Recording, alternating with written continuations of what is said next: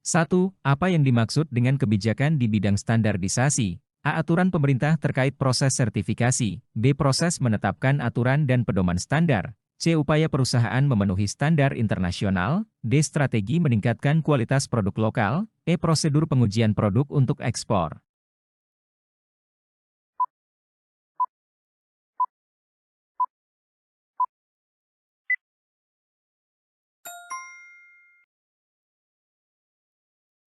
Kebijakan di bidang standarisasi adalah upaya pemerintah untuk menetapkan aturan, pedoman, atau standar tertentu agar produk jasa sesuai dengan kebutuhan pasar dan keselamatan konsumen.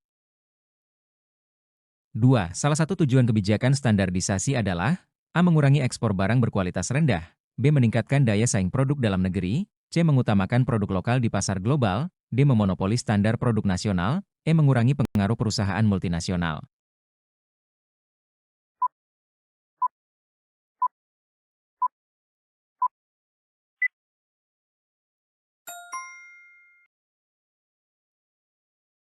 Kebijakan standarisasi bertujuan meningkatkan daya saing produk dengan memastikan kualitasnya memenuhi standar nasional maupun internasional. 3. Lembaga yang bertanggung jawab atas standarisasi di Indonesia adalah A. BSN, Badan Standarisasi Nasional. B. Bappenas. C. Kementerian Perdagangan. D. Kementerian Perindustrian, LIP.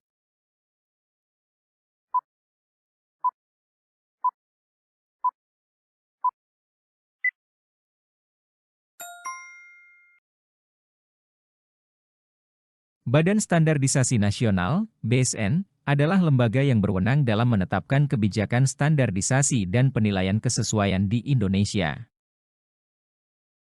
4. Apa tujuan utama dari kebijakan standarisasi dalam suatu organisasi? A. Menjaga agar produk lebih mahal. B. Menjamin kualitas dan keselamatan produk. C. Mengurangi keberagaman produk. D. Meningkatkan profit organisasi. E. Menjamin pertumbuhan pasar baru.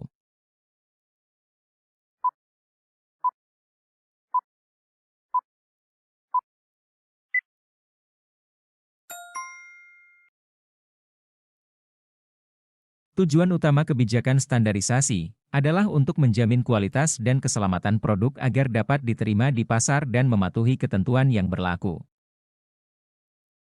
5. Apa yang dimaksud dengan penilaian kesesuaian dalam konteks standarisasi? A. Proses verifikasi kualitas produk di pasar. B. Evaluasi apakah produk atau sistem memenuhi standar yang ditetapkan. C. Pengaturan harga produk. D. Proses untuk menemukan produk baru. E. Penentuan harga jual produk.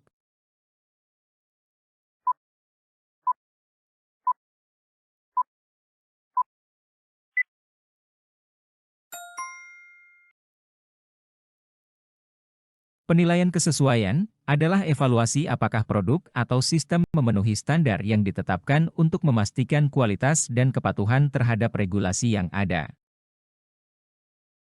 6. Apa peran lembaga akreditasi dalam penilaian kesesuaian? A. Menentukan harga pasar produk. B. Menetapkan standar produk. C. Memberikan sertifikat yang menyatakan kesesuaian produk. D. Memasarkan produk ke luar negeri. E. Mengembangkan produk baru.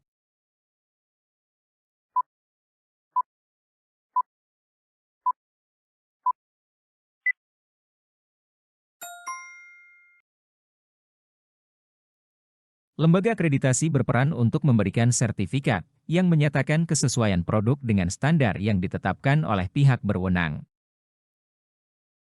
7. Dalam penerapan standar, apa peran penting yang harus dimainkan oleh stakeholder? A. Menyediakan dana untuk kegiatan sertifikasi. B. Mengabaikan peraturan yang ada demi kepentingan organisasi. C. Menjamin kelancaran distribusi produk. D. Mengidentifikasi kebutuhan dan memberikan umpan balik terhadap standar. E. Membatasi peran pihak eksternal dalam proses evaluasi.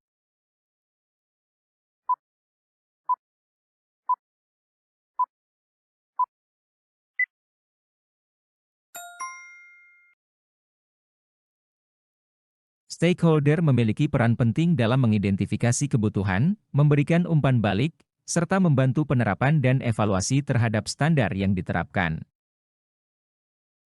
8. Apa tujuan utama dari penilaian kesesuaian dalam konteks penerapan standar? A. Meningkatkan beban kerja organisasi. B. Menilai sejauh mana sebuah produk atau layanan sesuai dengan standar yang berlaku. C. Meningkatkan biaya produksi. D. Mengurangi kualitas produk. Menghentikan penggunaan produk yang tidak memenuhi standar.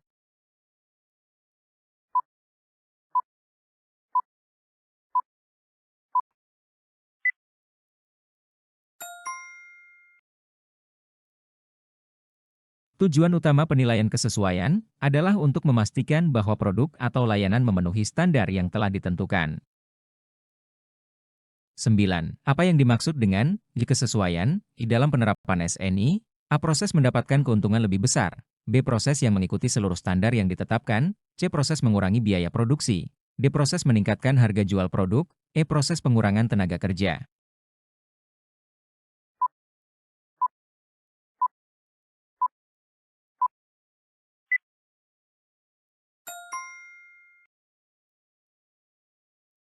Kesesuaian dalam penerapan SNI berarti bahwa perusahaan telah mematuhi seluruh standar yang ditetapkan oleh SNI. 10. Pendampingan dalam penerapan SNI sering melibatkan A. Penyusunan laporan keuangan, B. Pelatihan dan evaluasi penerapan standar, C. Meningkatkan jumlah produksi, D. Penurunan biaya operasional, E. Perubahan struktur organisasi.